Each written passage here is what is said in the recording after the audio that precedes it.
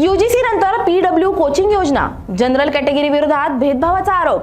February 2026 मध्ये सामाजिक न्याय व अधिकारिता मंत्रालयाने फिजिक्स वाला फाउंडेशन सोबत करार करत दरवर्षी 5000 विद्यार्थ्यांना यूपीएससी, एसएससी आणि बँकिंग सारख्या स्पर्धा परीक्षांमध्ये मोफत ऑनलाईन कोचिंग देण्याची घोषणा केली आहे। या योजनेत एससी, ओबीसी आणि पीएम केअर्स लाभार्थी विद्यार्थ्यांना प्राधान्य देण्यात आलंय। मात्र जनरल कॅटेगरी आणि ईडब्ल्यूएस विद्यार्थ्यांना या उपक्रमातून पूर्णपणे वगळण्यात आलंय। देशभरात तीव्र चर्चा सुरू झाली आहे। अनेक विद्यार्थ्यांनी हा निर्णय इक्वल अपॉर्च्युनिटीच्या विरोधात असल्याचा आरोप केलाय। त्यांच्या मते आर्थिक अडचणी सर्वच वर्गातील विद्यार्थ्यांना असतात, त्यामुळे मदत जातीनुसार नव्हे तर आर्थिक परिस्थितीनुसार देण्यात यावी।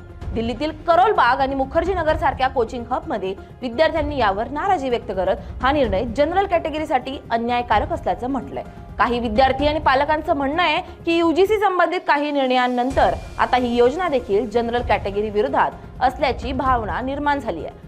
सरकार या योजनेला सामाजिक समता आणि मागासवर्गीय विद्यार्थ्यांसाठी संधी वाढवणारं पाऊल म्हणत असलं तरी विरोधकांच्या मते त्यामुळे स्पर्धा परीक्षांमध्ये समान संधीचा तत्व धोक्यात येऊ शकतो। त्यामुळे या निर्णयावरून देशभरात मोठी चर्चा आणि टीका सुरू आहे।